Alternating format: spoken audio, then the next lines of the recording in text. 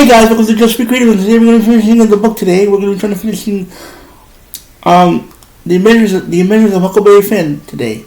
So we're going to try to finish that book today. So let me get the book started. Hold on. There we go. Let me get the book started. Okay. Let me get the timer started. Furiously. And that was your first mistake, said the Duke, and there we go. resting his head on his bag. I wouldn't advise you to make any more. Chapter 12. Wow, 12 Jim chapters. and I were well and truly stuck. The King and the Duke were older white men. They held all the power. No one would believe the word of a kid or a slave over them. For the next few days, we paddled down the river for them, cooked dinner, and fetched them fresh water. If we didn't, we ran the risk of them handing Jim over to the police. Soon we came across a small town with a port. We climbed off the raft to stretch our legs, and the King and the Duke went off to buy supplies. Jim and I were so hungry, living off whatever the King and Duke left. We were just enjoying a moment of peace without the two con men bossing us about when they came running back towards the raft. "Right, you are my page," said the King, nodding at me. Then he turned to Jim. "And you are my servant from Africa." The Duke rummaged in his bag and pulled out a blue velvet suit that I was to put on. "I ain't wearing this," I cried, as Jim laughed. It turned out that when the King and the Duke were buying supplies, they overheard talk that a wealthy man called Peter Wilkes had just died, leaving behind 3 daughters and no will for his possessions. Peter Wilkes's land and money was going to go to his 2 brothers in England who he hadn't seen for 30 years. It didn't seem right to me, but to the King and the Duke, it was an opportunity. They dragged Jim and me off the boat and asked passers-by for the directions to the Wilkes house. I noticed that they were putting on strange fake accents, which I guess must be English. The Wilkes house was grand and old, smaller than the Grangerfords, but bigger than anything I could ever hope to live in. 3 young women stood on the porch. They were each dressed in black, and their eyes were red from crying about their father. The King and the Duke greeted them, introducing themselves as their English uncles. "Uncle Harvey? Uncle William? Is it really you?" said the eldest young lady. "Can it be possible that we have never met before? And now we meet under such sad circumstances. We were so sorry to hear about our dear brother, but we are here to help. First, you must remind us of your names. Our dear brother was not very good at keeping us informed in his letters." The eldest daughter was called Mary Jane. She was pretty and talked kindly to Jim and me, even though we were supposed to be servants. I felt pretty sick watching the King and the Duke lie to this poor family. Jim and I were sent to the servants' quarters. We talked late into the night about trying to escape from that house, but I couldn't leave the sisters with these terrible con men. I had to stop them. Chapter 13. The next day, I was pretending to assist the King when Mary Jane came in. "I know it's not polite to talk about money, but Father had $6,000 in gold," she said. "It's yours now, uncles, as well as the house." I could see the King and the Duke looking at each other greedily. They had hit the jackpot. I wanted to scream and shout that the money and the house wasn't theirs. They weren't Harvey and William Wilkes at all. "I have an idea," said the Duke.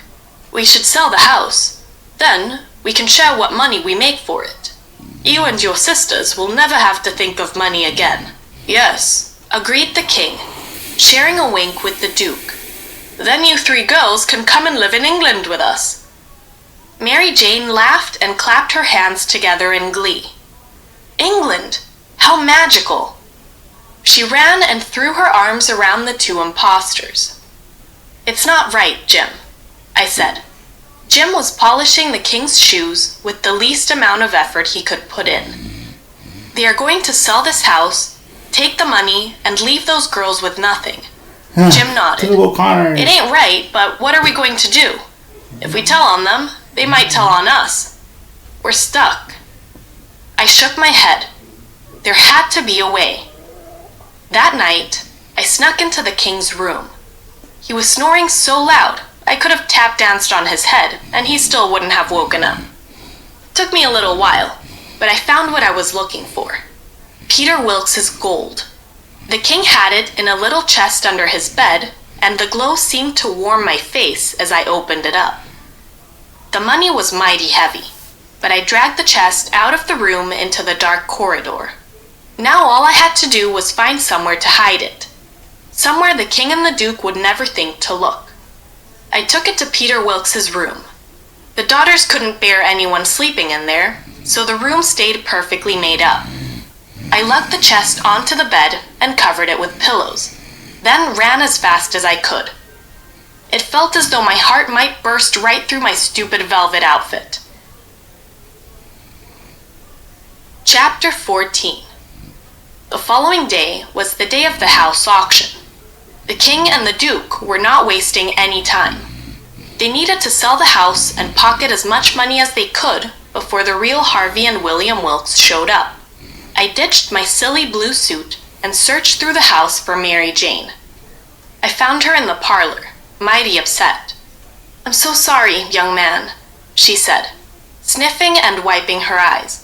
"It's just, I am so attached to this house. I had such a happy childhood here." I felt sad then. I wondered what a happy childhood must feel like. Peter Wilkes must have been a real nice man. "Oh well, I'm off on an adventure." Mary Jane smiled, standing up and brushing off her dress. "No, you're not," I said. "You won't be going to England, because those men out there aren't your uncles." Mary Jane stared at me. "I beg your pardon?" she said. I sighed, the weight of everything I was about to tell her on my shoulders. Then, quickly, I let it all out. I told her who I was, who Jim was, and, most importantly, who the king and the duke really were. I asked her to leave some time before she let anyone else know the truth so that Jim and I could get away. Then, finally, I told her where I had hidden the money. Mary Jane's body was tense as she looked at me. "Thank you, Huckleberry," she said, slowly and quietly. "You have done something so important for me. I shall never forget you." As soon as I'd spoken to Mary Jane, Jim and I left the house. We were soon tearing through the town on our way back to our raft, hoping it was still in the little port by the river. Jim cheered as he saw it bobbing in the water, not caring who heard him. "We've done it, Jim. We've done it," I said, untying the raft and starting to push away. It was then I felt the hot, clammy hand of the Duke on mine. "Not so fast," he said, lowering his weight onto the raft, followed swiftly by the king. "We are coming too." "Paddle, you fool!" the king shouted at Jim. I couldn't understand it. Mary Jane had promised she would leave us enough time to get away. The king and the duke were out of breath, but they soon explained. As the house auction was about to start, the real Harvey and William Wilkes turned up. The king and the duke had run away from the house just moments after Jim and me. We weren't free of these con men yet. Chapter 15. The king and the duke had grown as tired of us as we had of them. We glared at each other as we floated down the river, unsure of what the other was thinking. "Stop here," growled the king. Jim paddled the boat to the riverbank, and all four of us got off. The king grabbed my arm and pushed me against a tree. He had taken Buck's gun and was pressing it into Jim's back. "Stay here and don't move," he said to me. "You follow us, you know what will happen." He nodded towards the gun at Jim's back, and I swallowed, hard. The trouble is, I couldn't just leave them to march Jim off to who knows where. I'm pretty good at hiding, so I followed them anyway. I was far enough behind to dart behind a tree if I needed. They walked Jim down a track, towards a farm. The Duke got a tattered bit of paper out of his pocket and showed it to the farmer, who took Jim and shook the king and Duke's hands. Jim disappeared inside the farm, and I stayed put, terrified the king and the duke would turn back and see me. But they carried on down the road. I watched until they were just a speck on the horizon, and I am happy to tell you, I never saw those low-down excuses for men again. Now, all I had to do was find Jim. The sign on the farm's gate read Phelps Farm. It reminded me of something Tom Sawyer had told me once about his aunt and uncle who owned a farm downriver. If these were the same Phelps, we might be saved. I ran a hand through my messy hair before ringing the bell. A woman with corn-colored hair answered and threw her arms wide. "Tom, is that you?" She hugged me so tight I couldn't breathe. Next, the man who had been talking to the king and the duke appeared. "Tom, I thought you were arriving this evening." I stood silently, my brain trying to catch up. Tom's aunt and uncle thought that I was my best friend, Tom. I guess they hadn't seen him in a while, and we did kind of look like each other. "Yes," I said at last. "It's me. The steamboat got in early." Tom's aunt and uncle ushered me into the kitchen and gave me a plate of bread and jam. I was so hungry I nearly choked as I ate it. When I finished, Tom's uncle Silas So we're done for the day, and I hope you guys enjoyed this video. And I want to say a quick thank you to all my 60 subscribers. That's right, I have 60 subscribers now. So I want to say a quick welcome and thank you for joining my channel. And we're gonna do the next part of the story next week. So let me know what you think of this video, and I'll see you guys next time. Bye. Don't forget to comment. Bye. And have a wonderful day, my friends. Bye.